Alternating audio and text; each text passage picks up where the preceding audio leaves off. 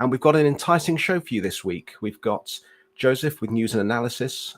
We've got Germinate Ukraine with his segment on the latest that Germany has been providing to Ukraine. And we've got the wonderful researcher that is Brendan here to talk about his latest article and his latest research on the Kherson drone attacks. So without much further ado, over to you, Joseph.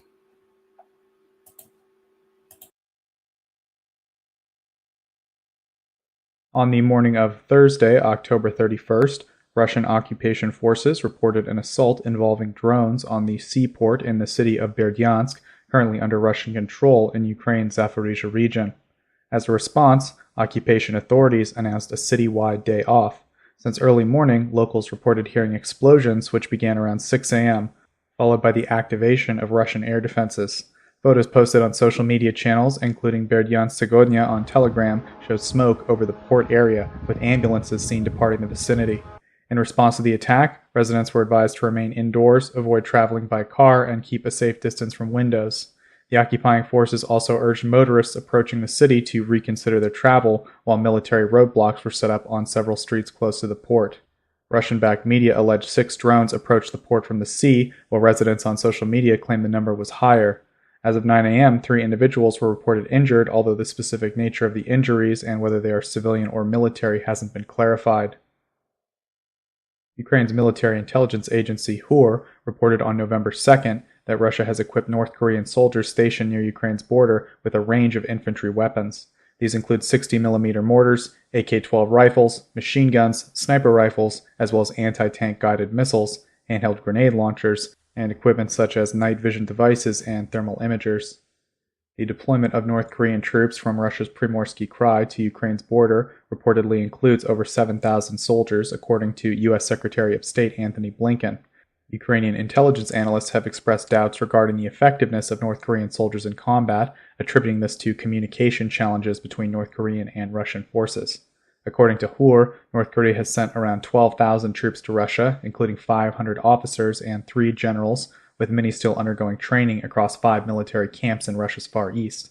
The main intelligence directorate of Ukraine's defense ministry, alongside local resistance fighters, conducted a successful operation in the Russian-occupied city of Berdyansk, targeting a railway bridge crucial to the movement of military supplies. According to a source cited by Ukrinform, the operation involved multiple powerful explosions, which destroyed the bridge situated between a local water utility and a car wash on East Avenue. Following the act of sabotage, the rail link to Berdyansk has been completely disrupted, cutting off a vital supply route for fuel, weapons, and ammunition to Russian forces occupying the area. While pro-Russian media and local propaganda outlets have asserted that all bridges remain intact, they have yet to provide any visual evidence to support their claims. A drone strike hit the main building of the Russian Special Forces University, named after Vladimir Putin, in Gudermes, Chechnya. This incident marked the first drone attack on Chechen soil, as reported by the Russian Telegram channel Agentstvo Novosti. Kadyrov confirmed on his Telegram channel that the attack took place at 6:30 a.m., which sparked a fire on the roof in what he described as an unused building within the university complex. He noted no casualties and claimed the fire was promptly contained. However, Agentstvo Novosti highlighted that Kadyrov's statement omits 2 key facts: the building struck was the university's main structure, and that it bears Putin's name. The facility was built in 2016 but is apparently still under development in 2023 and was designed to include a multimedia center, a 2-level gym, swimming pools, classrooms, a conference hall, and various administrative spaces. In response to the incident, Kadyrov stated that investigations are underway to determine those responsible, and he assured that the university remains operational. Up next, we have economy and aid. The U.S. Department of Defense has announced a new $425 million defense aid package for Ukraine, marking the Biden administration's 69th aid allocation from existing DoD stockpiles since August 2021. The latest tranche includes significant resources aimed at bolstering Ukraine's air defense and ground combat capabilities. Key elements of the package feature munitions for NASAMS air defense systems, Stinger missiles, and equipment designed to counter UAVs. The package also includes ammunition for HIMARS, 155 and 105mm artillery rounds, as well as air-to-ground munitions. Ukraine will also receive TOW missiles, Javelin, and AT-4 anti-tank systems, as well as many Stryker armored personnel carriers. At the Ukraine Northern Europe Summit on October 28th, The Norwegian Prime Minister announced a new €500 million aid package for Ukraine, with €350 million allocated specifically for military assistance. Following a briefing with Ukrainian President Volodymyr Zelensky on the frontline situation, the Prime Minister noted the severe impact of Russian attacks on civilians, especially vulnerable groups like women and children. The aid is part of Norway's Nansen program, which aims to provide military and civilian assistance designed for flexible allocation options to adapt to Ukraine's evolving needs. On October 28th, Sweden announced a €63 million package for Ukraine, focused on strengthening Ukraine's defense capabilities through direct support to its domestic arms industry and participating in multilateral military support initiatives. According to the Swedish government, the package allocates €20 million to bolster local defense industries, following the Danish-led model that facilitates the Ukrainian procurement of defense equipment. The remaining €43 million will be directed toward multinational initiatives aimed at rapid support. This will include support coalitions within the Ukraine Defense Contact Group, such as the Fighter Aircraft Coalition, the Maritime Security Coalition, and the Demining Coalition. The European Bank for Reconstruction and Development has committed to funding to modernize Ukraine's fleet of dual-voltage electric locomotives, enabling Ukrzaliznytsia, Ukraine's national railway company, to purchase 50 new electric locomotives. The commitment follows a recent meeting between officials from Ukraine's Ministry of Communities and Territories Development and the EBRD. According to the Deputy Minister, the EBRD's support includes a €300 million loan, which will facilitate the acquisition of the 50 electric locomotives. A grant from the World Bank's RELINK project, aimed at rehabilitating key logistics and connectivity infrastructure, will also fund the purchase of another 30 locomotives, adding up to around $190 million. The initiative is part of Ukraine's Single Project Portfolio, a framework designed to centralize and prioritize investment projects by pooling resources from international partners. Arvid Turkner, EBRD's managing director for Ukraine and Moldova, emphasized the importance of the step-by-step coordination for each joint project to ensure effective implementation. The discussions also touched on agreements related to the procurement of loan guarantees, as well as financing for potential concession projects at Ukraine's Olvia and Chornomorsk ports. Japan has allocated approximately $3.08 billion as part of a larger $50 billion loan commitment from the G7 nations to support Ukraine. The allocation, reported by Japan's 47 News, is part of the collective G7 effort to back Ukraine through loans, which will be dispersed from late 2024 until the end of 2027. Each G7 country will handle its loan arrangements separately, with repayments intended to come from proceeds of Russian assets frozen under Western sanctions. The European Union's contribution will total around $19.6 billion, despite an earlier approval of $35 billion by the European Parliament as a precaution in case the US withdrew its pledged support. Following confirmation of the US contribution, the EU commitment was reduced. Canada has allocated $3.7 billion, while the UK has allocated around $2.94 billion to Ukraine. The US has committed $20 billion. A lot of sanctions news this week. The United States has added 2 Swiss lawyers to its sanctions list, citing their involvement in schemes to help Russian clients bypass Western sanctions. Reports from European Pravda and Swiss Info, based on a statement from the U.S. Embassy in Switzerland, indicate that these lawyers exploited a loophole in Swiss law. Under the legal gap, Swiss lawyers can operate as non-financial intermediaries without facing the same obligations or reporting requirements as other financial entities, allowing their activities to remain undetected for an extended period. The U.S. ambassador to Switzerland, Scott Miller, highlighted the dual role of Switzerland as a major financial center and essential participant in the international sanctions system. He emphasized Switzerland's responsibility to tighten its legal framework to prevent misuse for unlawful financial operations. Miller urged the Swiss government to close the legal gaps, ensuring that lawyers acting in intermediary roles are brought under regulatory oversight and that sanctions compliance is strengthened. The U.S. Department of Treasury has also announced a new set of sanctions targeting 275 individuals and entities supplying Russia with advanced technologies and equipment. The new sanctions will include intermediaries from third countries found to be supplying Russia with essential military materials, and the U.S. stated it will continue to apply pressure globally to enforce restrictions that hinder Russia's capacity for military expansion. The UK has imposed sanctions on 3 Russian agencies and 3 senior officials connected to the disinformation campaigns intended to destabilize Ukraine and erode Western support for the country. According to the UK's Foreign, Commonwealth and Development Office, The social design agency, funded by the Russian state and its partner company Struktura, have been running operations to interfere with democratic processes and weaken backing for Ukraine globally. UK officials have identified these entities as operators behind the Doppelganger network, which uses over 120 imitation websites to distribute false information, fake documents, and deepfake content. This network reportedly mimics reputable news and government websites to spread misinformation. Ukraine has officially joined the International Fund for Agricultural Development, a United Nations agency focused on supporting rural economies and enhancing global food systems. Ukrainian Agrarian Policy and Food Minister Vitaly Koval announced the membership on social media and emphasized that this move opens up new possibilities for advancing Ukraine's agricultural sector. Ukraine will become the 179th member of the IFAD following a recent meeting between Ukrainian officials and representatives in Rome. IFAD prioritizes small-scale farming, which aligns well with Ukraine's goals to boost its agricultural productivity and competitiveness. Membership offers Ukrainian farmers access to affordable financing options, grant opportunities, and the eligibility to participate in IFAD's procurement tenders for goods and services, which can further strengthen their position in both domestic and international markets.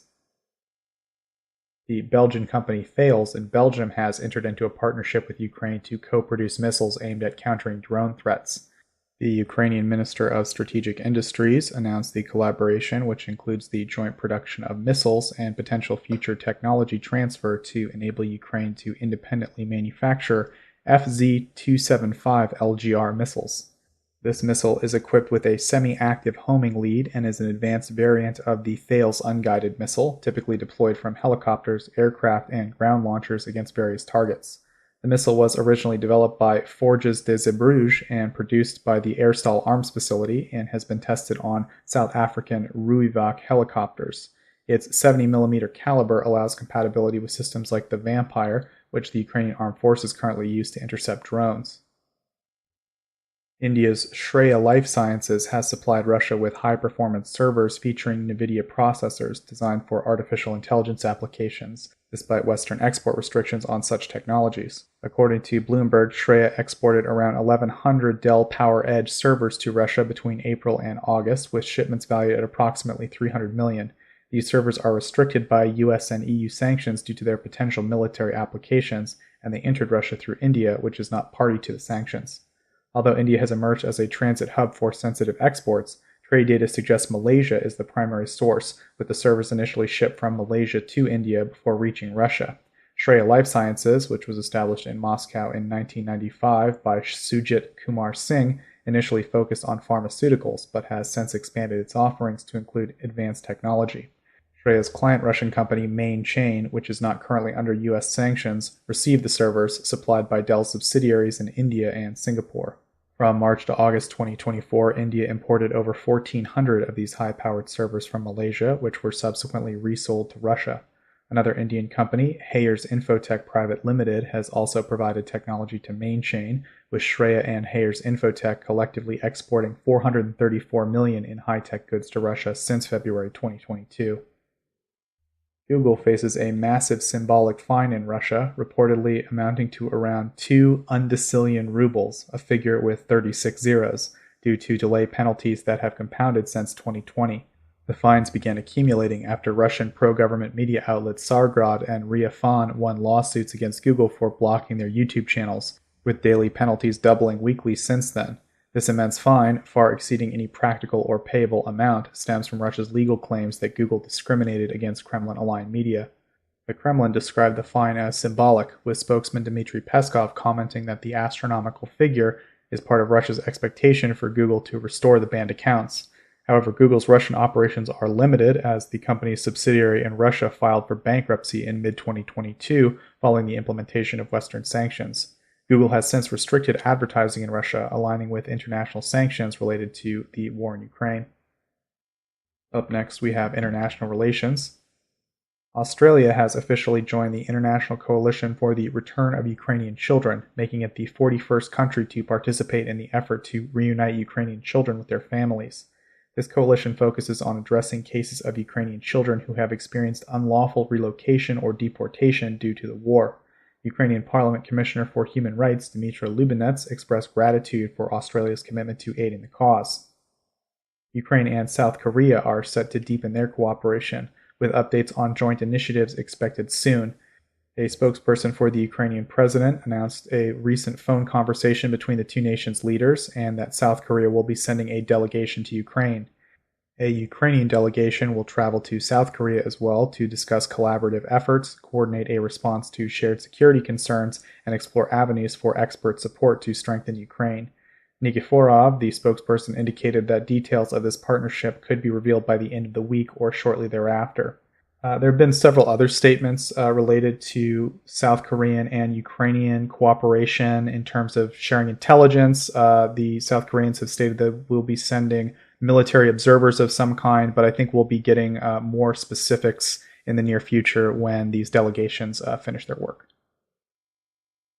The North Korean Foreign Minister Cho Sun-hui, in talks with the Russian Foreign Minister Sergei Lavrov in Moscow on November 1st, expressed North Korea's commitment to supporting Russia, quote, until the day of victory.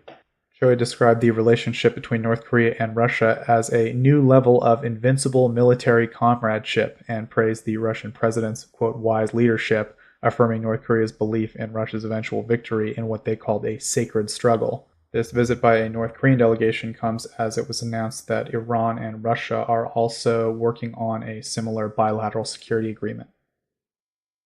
Russia's Federal State Information System has opened early registration for bloggers with over 10,000 followers who plan to advertise or receive donations in preparation for new regulations set to begin in 2025. Qualifying applicants, including individuals, businesses, and foreign nationals, can now register and will receive a unique ID number, which must be displayed in a pinned post or in the channel's description. This allows regulators to confirm the identity of the account owner. Once verified, channel administrators are required to link their official registration listing in the channel's description.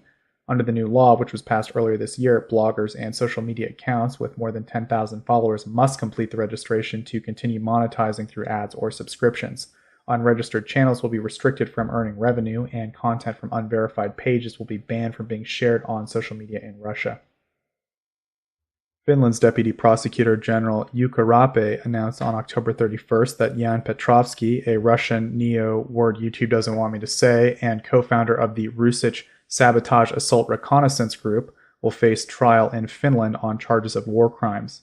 Petrovsky's trial is scheduled to begin in early December 2024, following a Finnish Supreme Court ruling that denied his extradition to Ukraine, citing concerns over prison conditions in Ukrainian facilities. Petrovsky, the deputy commander of the far-right Rusich unit, is accused of war crimes he committed while fighting for Russia and its proxy Luhansk People's Republic. He and other Rusich members allegedly killed 22 Ukrainian soldiers and injured 4 others. The group has openly flaunted their extremist views and claims to be supported by Moscow to target Ukrainians. This trial marks Finland's first prosecution for war crimes committed on Ukrainian territory. Petrovsky faces charges related to violations of warfare norms, specifically in the treatment of wounded and deceased Ukrainian soldiers. The court will review video evidence from incidents in Ukraine, along with testimonies from survivors to establish the details of Petrovsky's actions. And that wraps up all the main headlines for this week. So now we'll move to the next segment.